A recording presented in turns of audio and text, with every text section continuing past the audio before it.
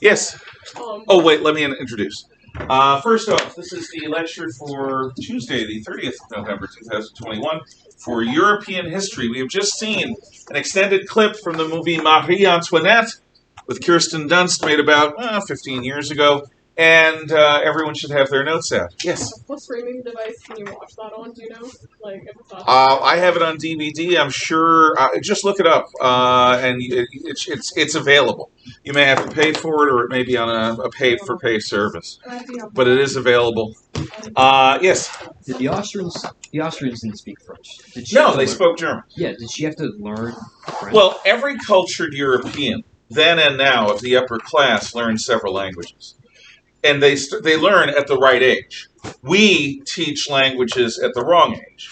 Languages should be taught in elementary school. That is when people naturally, absorb language.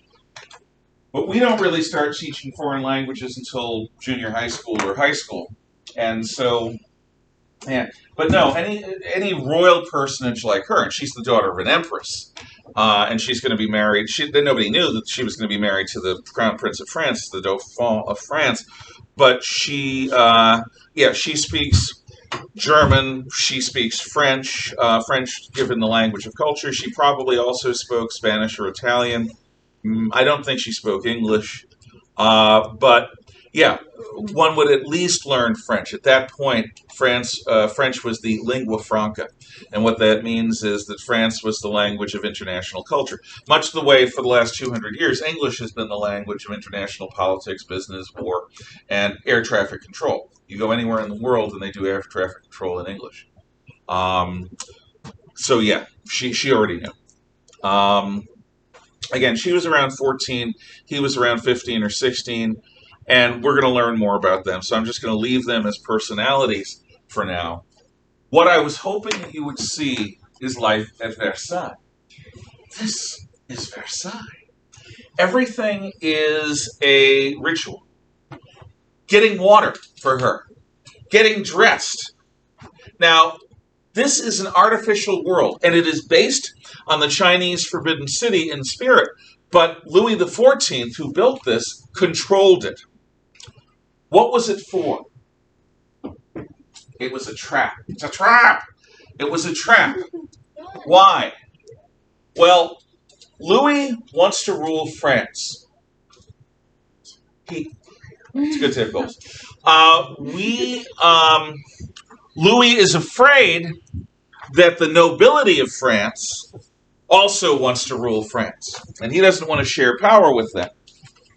Now, the nobility has a history of making trouble for the French king. We're going to talk about that. So, what Louis does... Of course. Wow. It is required that all noblemen spend half the year with the king at court and their families.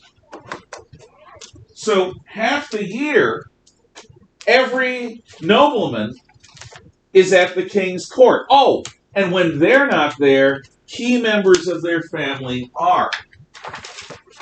So, because of this, the king always has hostages.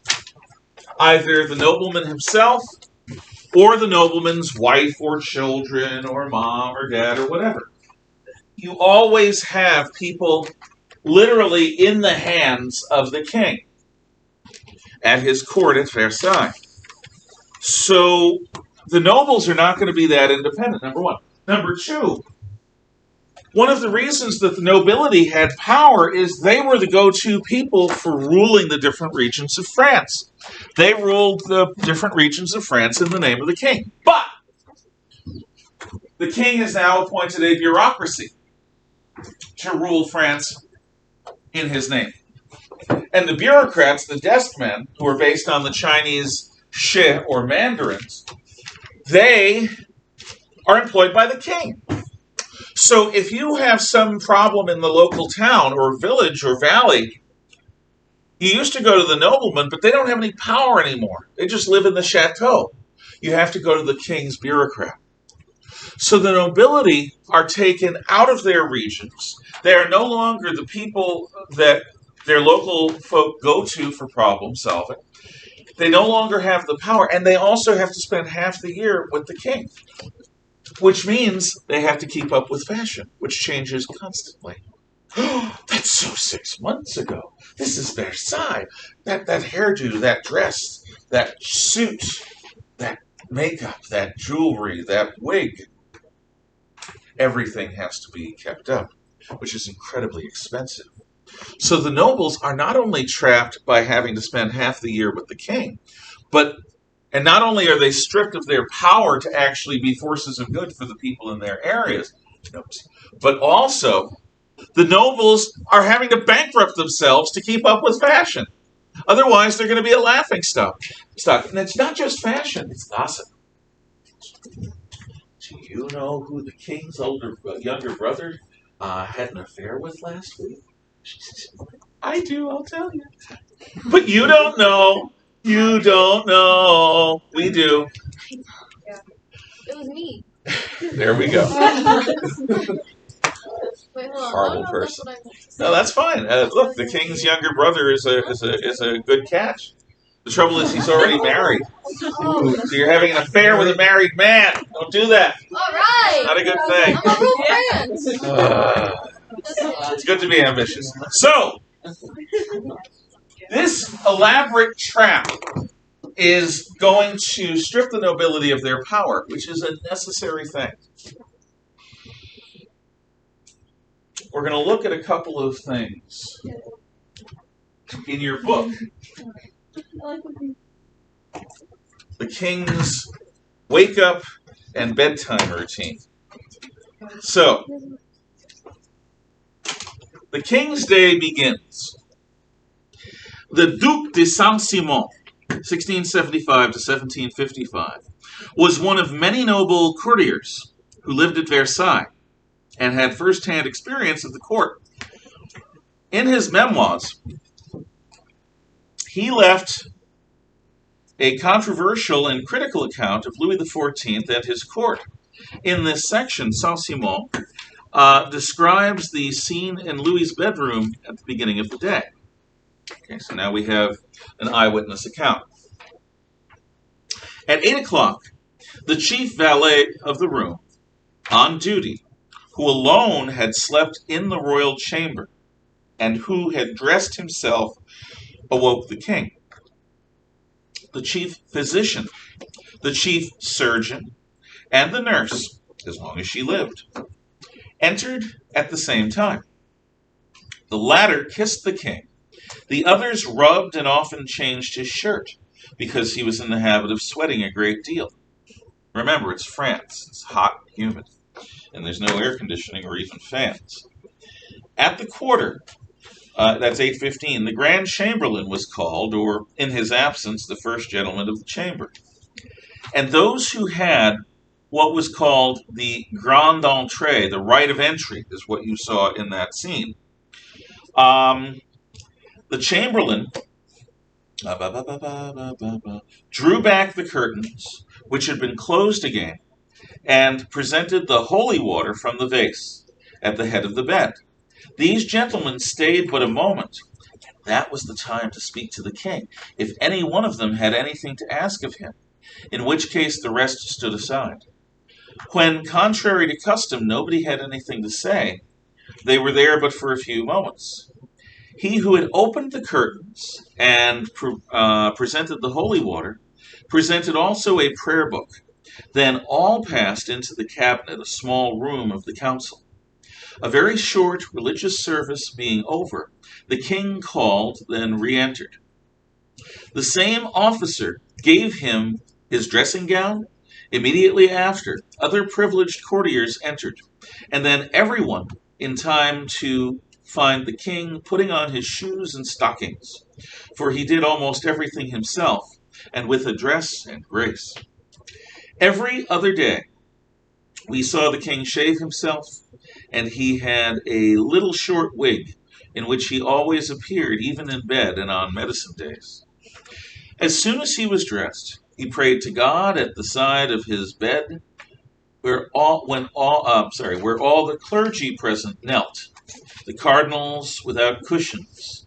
All the laity remained standing, and the captain of the guard came to the balustrade during the prayer, after which the king passed into his cabinet.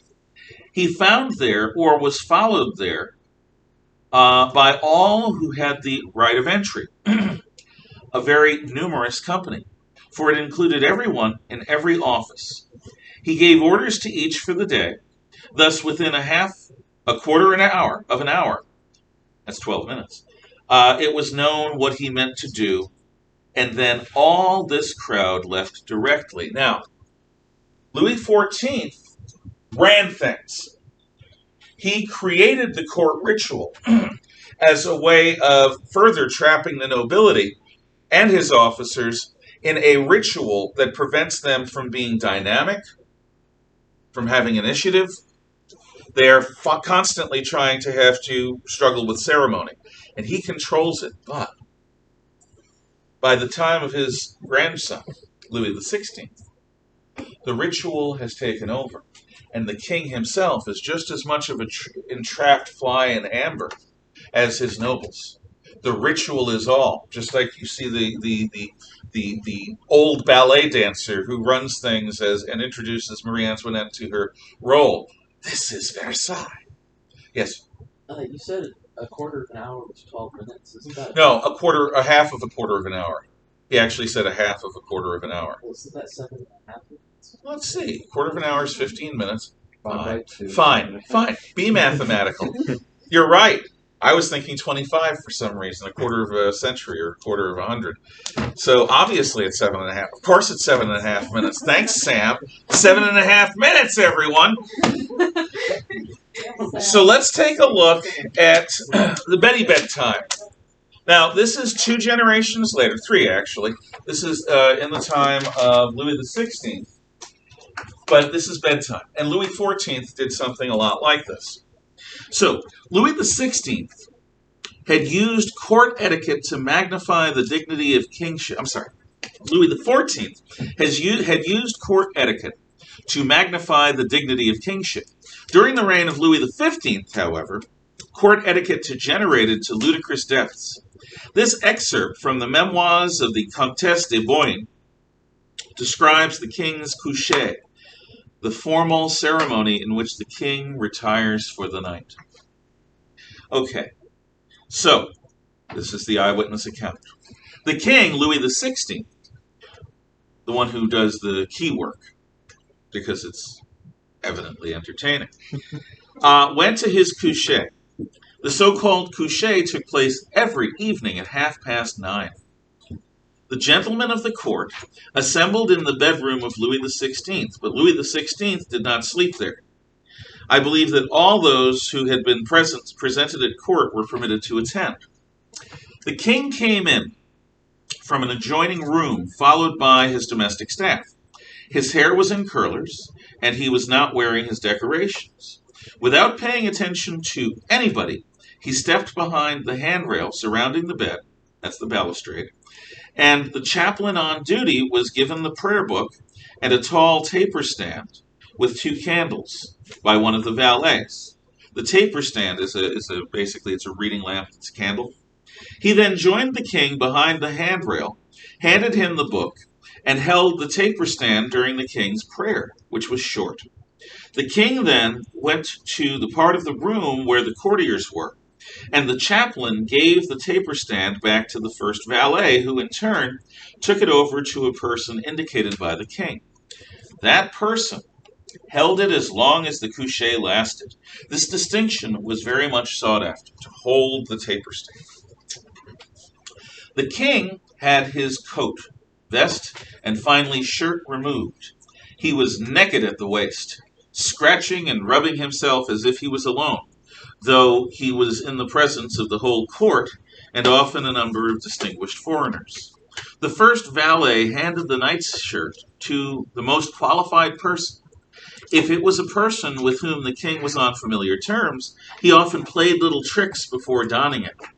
He missed it, he passed it, he ran away, accompanying this charming nonsense with hearty laughter. In other words, you got to put the shirt on me. You can't die. It's stuff like that. That's what they're talking about. Wasn't he cold? Yeah, it's France. It depends on the day. He making those who were sincerely attached to him suffer. Having donned the nightshirt, he put on his robe, and 3 valets unfastened the belt and the knee buckles of his trousers, which fell down to his feet. Thus attired, hardly able to walk, so absurdly encumbered with his pants around his feet, he began to make the rounds of the circle. The duration of this reception was by no means fixed. Sometimes it lasted only a few minutes, sometimes almost an hour. It depended on who was there. When the king had had enough, he dragged himself backwards to an easy chair, which had been placed to the middle of the room, and fell heavily into it, flop, raising both legs. 2 pages on their knees seized his shoes, took them off, and dropped them on the floor with a thump, which was part of the etiquette. When he heard it, the doorman opened the door and said, "This way, gentlemen." Everyone left, and the ceremony was over. However, the person who held the taper stand was permitted to stay if he had anything special to say to the king. This explains the high price attached to this strange favor. The king is a wishing well with legs. The king is the source of all authority. Therefore, getting access to him, getting a few minutes with him, is a huge, huge, huge deal. Being allowed to dab sweat from the royal brow is something that men backstabbed one another for. Yeah. What was the thing that took him an hour to do? Was it that whole procession? Yeah, well, it depends on how. If there were a lot of people he liked, he'd play games, he'd talk, he'd say things. Otherwise, it would just be bonsoir, monsieur le roi, whatever, le roi. Yeah, it depends on who's there. Gotcha. Now, at Versailles, to knock at a door was uncouth. So everyone, men and women, would grow their left pinky nail long, and they'd lacquer it, so that what they would do when they got to the door is scrape at it as if they were a cat, because that's classy. See, so they would do that, and this is, by the way, one of the reasons why when people hold tea, they often extend their pinky, So they can console with him while they're because the long pinky nail is not then going to get in the way. Yeah. You know, people also like, this might just be like a ghetto Romanian thing, but like they grow out their pinky so that they could do cocaine. That may be a ghetto Romanian thing, or a ghetto Slavic thing. I think the Russians do the same thing. Yeah, Russian. Yeah. I bet they really like doing that. They don't do that, though, at the court, because the king's court did not have cocaine. Well, They had wine, and lots of it. But in that entire palace, there wasn't a single bathroom. Wait, what? Ah! What? No, what they had was in the stairwells, they'd have like, those standing shields that you use if you have a dressing room where other people come in, you go behind the screen and you get dressed. Well, they would have those in the stairwells, at the base of the stairwells and at various places on the stairs. And that's where people would find their chamber pots, and that's where they would use them. So of the entire court, the hygiene standards of the time said, go to the hallway, go to the chamber pots in the hallway behind the screens. Everyone did that. Although the king's chamber pot was brought to him. Yeah. And the honor of holding the chamber pot, again, closely guarded. You cannot make this stuff up, but it's all about the king trapping the nobility in this world of fashion and gossip. And by our standards, yes. And people didn't bathe the way we do. People wore wigs all the time on a hot, humid day with no air conditioning. You have this big, heavy wig on. The odeur. No, that's why people use snuff. Snuff is this spice that you put up your nose. It's not a drug. It's just it's like cloves. and you put it up your nose, and you don't have to smell the people around you or yourself. Perfume was also a big deal, and they doled it on. Yeah. What were the hygiene standards like? Were there toiletries? Well, I don't know actually if there were toiletries. There may have been, there may not have been, but certainly you could wash your hands afterwards. And bathing was done occasionally. People would call a bath basically cleaning your head, dipping, having water go over your head, that sort of thing. A full body bath was more rare. It did happen, but that really didn't start to become a usual thing until the late 1800s. Gotcha. So no, the hygiene was very different. Okay, now we're going to move away from the topic of Versailles and Louis XIV to talk about your case study. So please take your case study packet out, and if you don't have it, please get one from under the magic markers in the box over there. Take out your case study packet and open it to the page with section 10, primary source document. Open it to the section 10 page primary source document. Looks like that. Can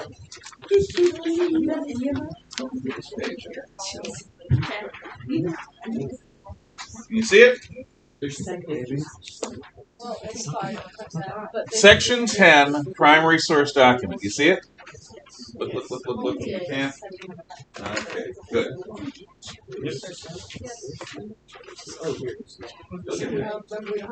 Okay.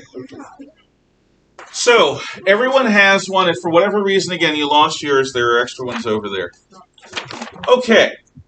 You see Section 10, Primary Source Document, Context, Content, Critique.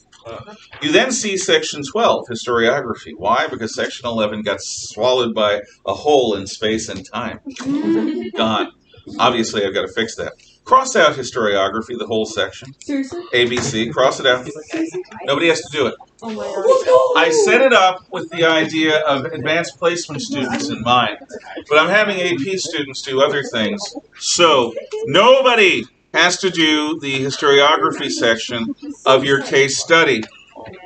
AP might, that's a different thing, but I'll talk to them about it on Wednesday. So, you've crossed out that. Now, if for whatever reason you've already done it, I'll grade it and I'll count it as extra credit. So, that will help. Now, let's go back to the beginning. We're going to go over this whole thing so that you do it. So, we've done the 50 fact sheet. I will accept a presentation anytime between now and Christmas break. Presentations have to be arranged with me. They follow the format here on the second page, which is the bottom of the second page of the 50 fact sheet. We can make arrangements for you to present during my study lab or for you to present on video, but it should follow this format. At any time between now and Christmas break, if you want to do it as an extra credit, it's a good extra credit grade. Okay, now we begin the profile. It says Case Study Profile, revised June 16th, 2021. All below questions will be adapted by each student to match, make sense with, the specific topic each chose. I would leave the section 1 newspaper headline and opening paragraph to the last, because only after I've done everything else will I have a sense of what's really important. What section 1 is, the headline, and the paragraph is to say the basics of who, what, when, where, why, how of your topic. Section 2, chronology, has a 10-item timeline, starting with the upper left, going down the left-hand column, then going to the upper right, going down to the right-hand column, ending on the lower right. Each timeline item has 3 sections. On the upper left, dates. On the upper right, the title of the item. And below is an area for a phrase describing what's important about it historically. What is historically significant about each item. Paragraph B, explain what began, sparked, or initiated your topic and why. And I don't want to hear, Mr. and Mrs. Bonaparte loved one another very much, and they decided to have a baby. No. I want how Napoleon gets involved in history. What he does that introduces him to being a historically significant person. The beginning of the historically significant topic. Okay?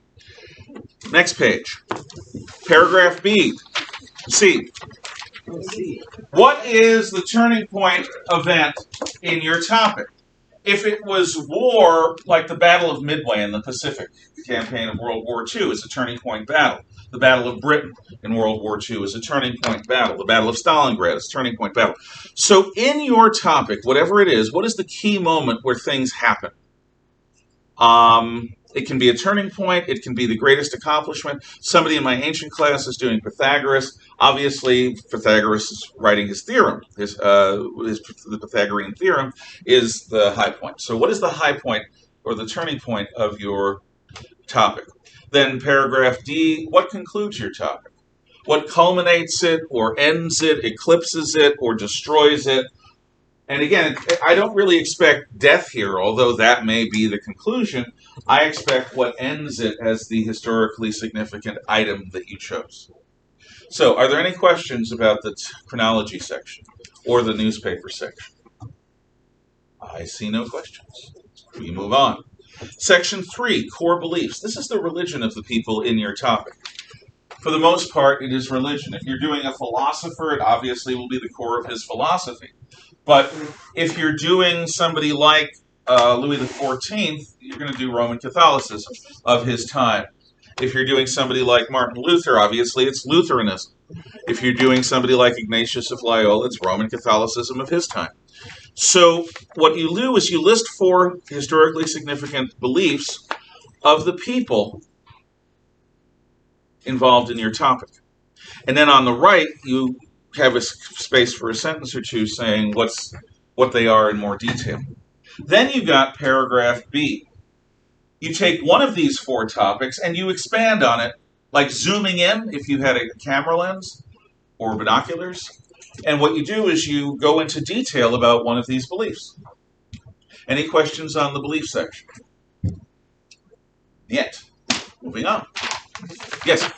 So I didn't focus on one of them. I focused on them all in the paragraph. Is that okay? Or What is your topic? Fred Good the Great. Okay, did you talk about how he basically brought all of those beliefs together? Was there a theme? If there's a theme, that'll work. Yeah, that'll definitely work. Okay, section 4. Notable events and historically significant biographies. List 4 people important to the event. I do not want your prime person there. So if you were doing Napoleon, I don't want Napoleon as one of these. You could pick his marshals, a few of them. You could pick Josephine, his second wife. You could pick any number of people, Talleyrand. You could pick any number of people important to Napoleon or in his life, but I don't want Napoleon himself. These are supporting characters, their names and brief descriptions. And then you've got paragraph B1 and 2 where you go into detail about 2 of them.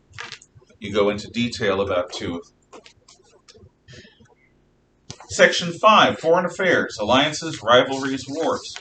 What are 4 outside events, countries, influences? If you're doing Napoleon, you could obviously do Austria, Prussia, Britain, and Russia. Those are 4 countries Napoleon dealt with, or who dealt with him. And then in your paragraphs on the next page, in your single paragraph, you would describe one of them in detail. This is basically how the outside affects. So if you're doing a scientist or a musician, if you're doing Wolfgang Amadeus Mozart, what you can do is talk about the Austria at the time of Mozart, because Mozart comes from Salzburg, Austria. He spends most of his life as an adult in Vienna, Austria. So you go into detail about the foreign countries Austria had to deal with, including France, which was an ally of Austria thanks to the marriage alliance that we just saw be made between Marie Antoinette and the Crown Prince, the Dauphin. Yes? On the foreign affairs one, so I have Jean-Jacques Rousseau. So would I just pick? You talk about the enemies and friends of France during the time of Rousseau's adult life. Okay. It's often a life and times thing with some of its topics. That's all you do. Yes? This is actually going back to section 4, I Sure. believe, with the historically significant people. Yep. So if you have someone who may be in and of their own right, like for example, one of the people I wrote down was a woman. She didn't really do anything, but she was crucially involved in the Fine, team, as so long as that's you can okay. explain her involvement. Okay. No, the whole point of this is to connect the person to their times. Okay. And the people important in their life are part of their times. So you've done that, it sounds like. That's good. Okay. Now we go to section 6, military science, and exploration. Military science, by the way, is the way you talk about the military. 4 things. Now, these can be weapons, these can be tactics, these can be discoveries, inventions, areas explored. If you were doing, for example, Christopher Columbus, you'd probably talk about the Americas. If you were doing America Vespucci, talk about that. So you list 4 things from military science, and exploration. And then you go into details about 2 of them. Paragraph B should be about the warfare of the time of your topic. So if you're doing Jean-Jacques Rousseau, you would talk about warfare in the mid-1700s. Then for C, you would talk about how exploration or scientific discovery. There you could talk about René Descartes, say. Questions? Okay. Yes?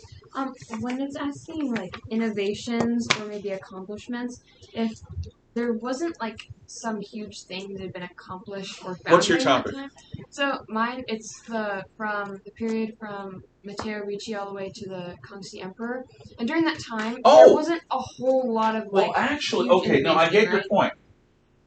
Here's a couple of things. First of all, you could talk about European sea travel, which brings Ricci and the Europeans to China. So there's a discovery right there. The fact that China and the West come together for the first time in history, not across the Silk Road, but around the oceans. That's an example. Does that make sense? Yeah. Okay. Section 7, daily life. So you list 4 things about the everyday life of people. For example, George Washington had wooden teeth. A lot of people had wooden teeth. People who were wealthy had ivory teeth.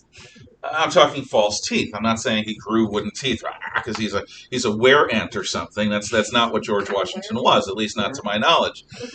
Oh, well, an ant is a tree man from Tolkien's Lord of the Rings. A were ant would be a man-ant combination fusion thing. Oh, I was thinking D&D. Yeah, well, that's a tree ant, same thing. Yeah. But no, Washington's teeth fell out, like everyone's did in those days, because dentistry was very primitive, and so he wore false teeth, wooden teeth, to help him chew his food. So things about daily life. List 4 things, and then describe one of them in detail. This is just how everyday life, everyday routine was different. This hygiene stuff that Jackson was asking about earlier is a great example of that. Now, section 8, geography. You don't have to put your map in this little box. You can staple the 2 maps to the end. You can staple them, but what's important is whether you copy your maps or draw them, that you write a description. The description goes here and below the square on the next page. In the description, you're saying what is in the map, what information. This is the campaign of Napoleon in Italy. This is the Battle of Trafalgar's diagram. This is the British Empire at the time of Napoleon. This is the campaign of Napoleon into France. So I want 2 maps. Now, if you're doing Rousseau, you could do a map of Rousseau's France and highlight where he was born and where he lived, and maybe you could do a map of Paris and show the salons that Rousseau was important. And you could also, for this section, do royal family lineages. You could do charts. I want at least 1 map, but the second one can be another map, or it can be a chart, a pie graph, a bar graph, something, a royal lineage, something to tell about your topic. Okay, we're going to move on. And then a single paragraph, a short one too, about how geography affects your topic or is affected by your topic. Then we've got a visual. This is a painting, a poster, a sculpture, and it shouldn't be that hard to find. It's different from your maps and it's different from your primary source document. Context, critique. And then finally, the last thing you have to do is your primary source document. This is a written source. Context, content, critique. You do not have to do the historiography section. I will take questions in a moment, but we're close to time. So the last 2 pages, page sides, is the essay. If you're interested in doing the essay, come see me and I'll go over details. But it is extra credit, and I will also accept the essay anytime between now and Christmas vacation. The essay is above and beyond extra, but it is a structured essay. Really, don't just write it. Come talk to me before you do. And it's an argumentative essay where you're arguing a thesis. Now, any questions about the geography section or the visual section or the primary source document section portion? For the visual, for the context, is that where we put the image, or do we have like, No, the the image context is when and where it was made. Okay. The content is what is it. And I don't want the picture in the content. I want the picture attached. The content is you describing it. Okay. Yeah, Mona Lisa, oddly smiling Italian lady. That would be fine. And critique is what you think is important about it. Okay. Any other questions? Yes? So you want the visual attached? Yes, just like the maps. You staple them to the end. For a primary source document, can it be like a book that was written by the person? Yes, or? absolutely. Yes. You said you can just write like a short description of the. Yeah. So it doesn't have to be elaborate. No, it has to fill the space with details. So give me an answer. You said a weird I was joking. I was exaggerating. I would want more than that. Okay. Yes. No? Okay. That's it. Thank you for your attention. By the way, this is due Monday. I waited until this time because I've given you huge amounts of time to get started on this. If you haven't started in earnest on it yet, you are really encouraged to do so, because if you do this at the last minute, it will read as schlock, it will look like schlock, it'll be schlock, and I will grade it thusly. So make sure you've got 7 days, including today, to get it done. It's due 3 p.m. Monday. So please, Monday, December 6th, please take it seriously and do a good job. See me if you have questions. Bye-bye. Yes? I have one more question. So mine was a time period from this person to that person. Yeah. Is What it you're okay gonna to do- do them, or should I pick other people? No, you can. It's okay to do them.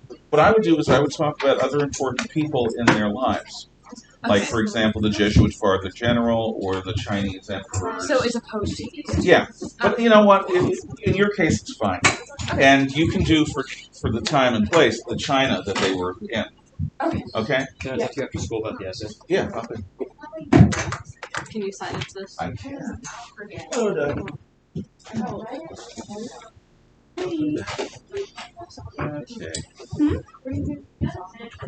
Oh, I'm doing Thank mine. you. Thank you. See you later. Down